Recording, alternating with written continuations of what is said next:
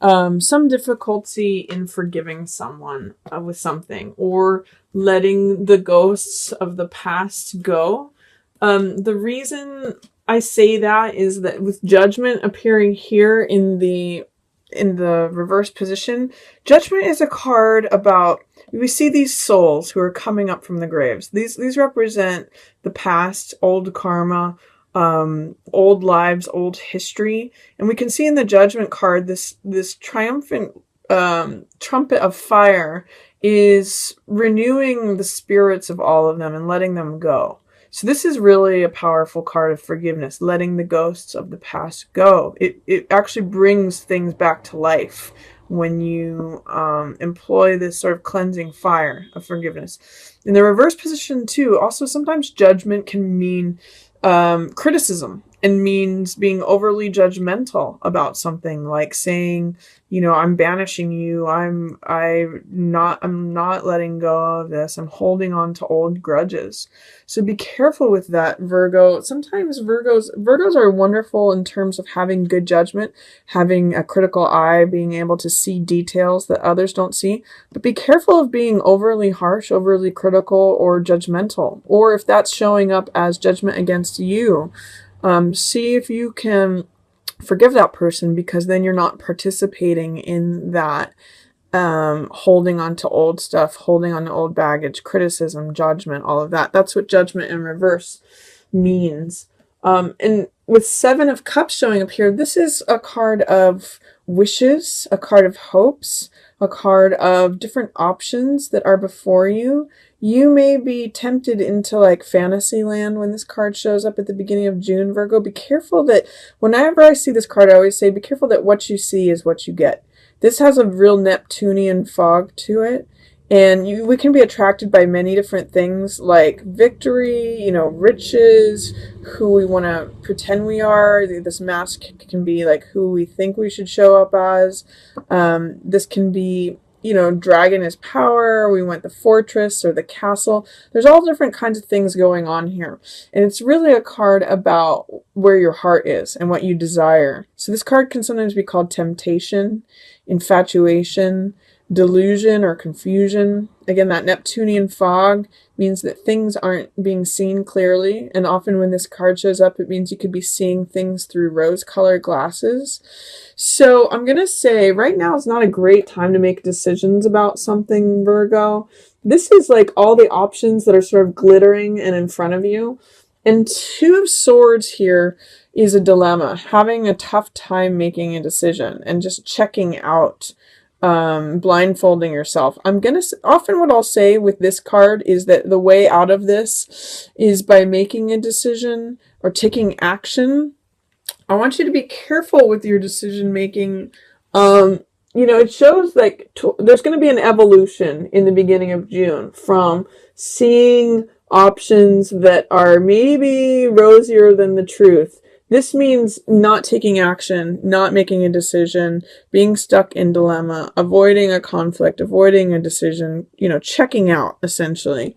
It's going to be later in, if towards the beginning of June you're having a tough time making a decision with something, or you're not sure if you're seeing things for what they really are, wait until Chariot shows up for you. Wait until you have an intuition about it, because Chariot is a great decision maker. He knows when to turn left and when to turn right. He knows how to balance the logical and analytical mind versus the passionate, you know, feeling mind.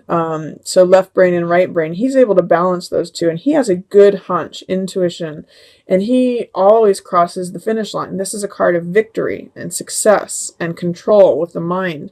So I want you to take some time out at the beginning of June, Virgo. See, your judgment is a little clouded at the very beginning, and it's giving you a tough time in making a decision between something. Wait until like the later half of, say, around June 7th to 10th before you make any decisions. I'm going to say after the new moon, because that's when the new moon's June 4th, and that's when this guy's showing up. That's when this crescent moon is showing up. That's when good decision making is happening. So wait till at least after the 4th. I would say You know, that's the new moon here. You may still be having a tough time with something, but around the 7th or the 10th, you should be good to go with your decisions should lead to success around that time. And your judgment will be back on track. Towards the middle of the month, there's interesting things happening. It's sort of centered around the home here. This is 4 of Wands. So this is the marriage home. This is the castle. This is celebration, joy. This could mean also just staying at home, working on your garden, working on projects related to the home. You may even feel like you're kind of a hermit at your home, looking for the truth. Like you may be looking for the truth in relation to your home. I kind of see it as you spending time by yourself, in your home, feeling grounded there. And really, actually, there's a lot of fruitfulness that's going on there. I see this as from the decision made around the new moon. Empress is when all things flower. Empress is feeling satisfied. This is beautiful here with King of Cups.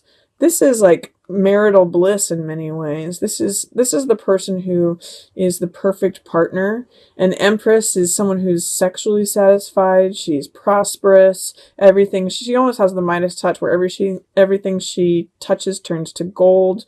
It's got all this like pregnant energy. If you're trying to get pregnant, middle of June is a great time for you, Virgo.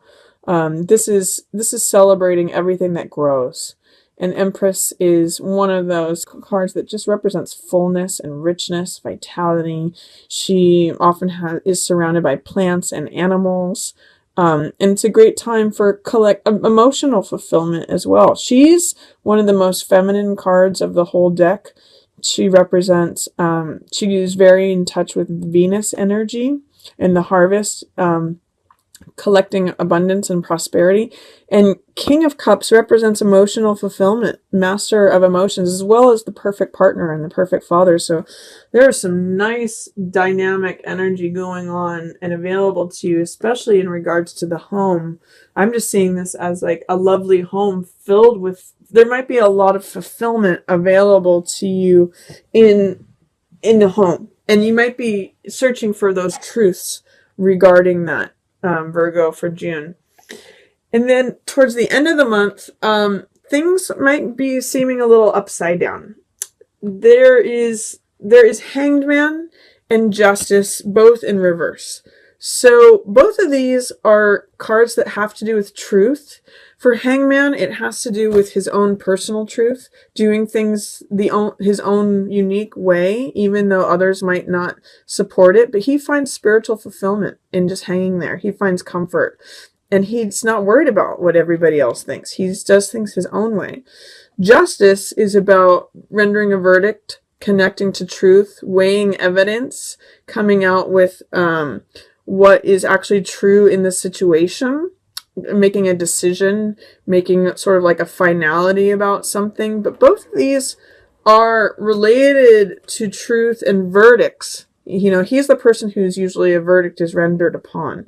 And this is the person making the decision. So in some ways, I'm kind of seeing this is related to what's happening at the beginning here of bad judgment. Justice is upside down. Hangman is upside down as well. He's kind of being put on display for doing things his own way. So I'm going to say be careful about harsh judgments for June, Virgo. Justice is not being carried out here. There's something that is topsy-turvy about justice, about decisions and verdicts being rendered against those who are seen of doing things outside the line. Judgments upside down. The one time you do have success with your judgments is towards, like I said, around June 7th to 10th. So right after that new moon, epitomize on that time or capitalize on that because it's a good time for you to make judgments. And I mean, this is very full and rich here. There's truth, the home, fulfillment, abundance, prosperity, emotional fulfillment, the perfect partner, the husband, even pregnancies going on here. So that's some nice stuff, but be careful throughout June of harsh judgments, verdicts that are rendered because they're not necessarily going to be in alignment with the truth. And then I see some unwillingness here. This is Page of Wands, which represents optimism. It represents willingness. It's got fiery energy. It's the Page of Fire. So it's saying like, I'm open to something. I'm ready to go in. I'm open. in this case, this is like, could be the younger side of a fire sign. So Sagittarius, Leo, or Aries that is not participating, not willing, is kind of being stubborn, maybe disagrees with what has been decided upon, whatever verdict here that is unjust. This could be a fire sign stamping its feet and saying, no, it's not how it goes. It's not, I don't agree. I'm not open to that. I'm not going to toe the line. So this could, I'm kind of seeing this as children's reactions or young person's reaction to what's going on here. And then at the end of the month, you're going to have to let go of a belief system that is no longer serving you. 10 of Swords. 10 is a completion number, and Swords represents our ideas or our beliefs. So if you looked at something in a certain way, for example, if there was some criticism towards something, that you looked at things in a critical way, you may have to let that go because it's not going to serve you any longer. This card is called Bottoming Out, and it means that, you know, if all these swords represent thoughts and ideas, and if you cling to those, if you continue to carry those, it may destroy you in the end. It's going to drain the life out of you, Virgo. So this is a card that is saying at the end of June, there's going to be a way in which you're going to acknowledge the end of something, especially a way of thinking about something, because 10 of Swords represents belief patterns, belief systems. And this is also a card which is, I often call it, it's always darkest before the new dawn. And this card represents the closing out of this way of thinking. It's the end of that person. It's the end of that way of thinking. They in the next day, in the Rider-Waite, there's actually a thin line of the new dawn that's coming after this. So, ending of a cycle.